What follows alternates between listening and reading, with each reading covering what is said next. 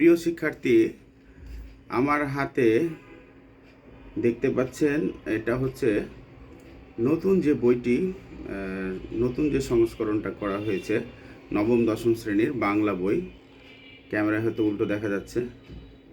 নবম দশম শ্রেণীর এটি হলো বাংলা বই। মলাটা কি আছে,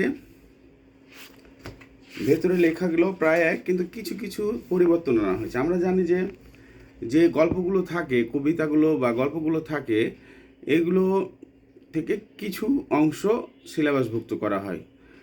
বা তো যেমন আগে 15টি কবিতা আর 15টি গল্প ছিল, গদ্য ছিল, এখনও তেমনই, কিন্তু কিছু এই যে বইয়ে যে লেখাগুলো আছে সেগুলো কিছু পরিবর্তন আনা হয়েছে।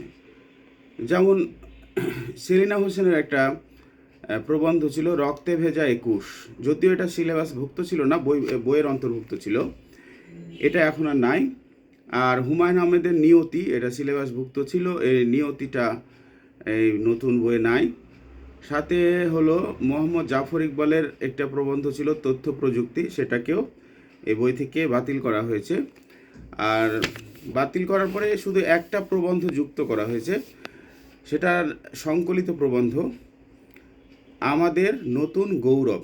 এটা আমাদের জুলাই অভ্যুত্থানের ইতিহাস এবং কারণ এগুলোই তুলে ধরা হয়েছে। আর কবিতার মধ্যে আমরা দেখতে পাচ্ছি বাতিল কবিতা হলো সৈয়দ শামসুল হকের আমার পরিচয়, এটা বাদ দেওয়া হয়েছে। জসিমউদ্দিনের পল্লী জননী বাদ দেওয়া হয়েছে, তবে জসিমউদ্দিনের আরেকটি অন্য কবিতা এখানে সংযুক্ত হয়েছে, সেটি হলো যাব আমি তোমার দেশে, এটা যুক্ত করা হয়েছে। আর একটি কবিতা বাদ গেছে, নির্মলেন্দু গুণের স্বাধীনতা এ শব্দটি কিভাবে আমাদের হলো। এই হলো এই নতুন বইয়ের কিছু সংস্কার করা হয়েছে। তো আমরা সেই সঙ্গে আমরা তো জানি যে একটা আমাদের সহপাঠ ছিল, সহপাঠে আমাদের একটা উপন্যাস ছিল সেলিনা হোসেনের কাকতাড়ুয়া, এটা বাদ দিয়ে হুমায়ুন আহমেদের 1971 এটা সংযুক্ত হয়েছে।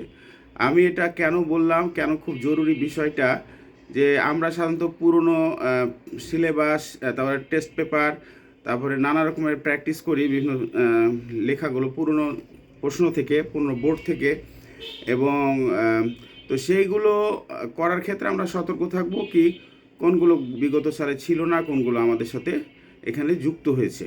তো সেই সতর্ক থাকার জন্য আমাদের সবসময় আপডেট থাকা দরকার। তো এটি হলো বিষয়, এটি বলার জন্যই আজকে ছোট্ট একটা ভিডিও বানালাম। ধন্যবাদ সবাইকে।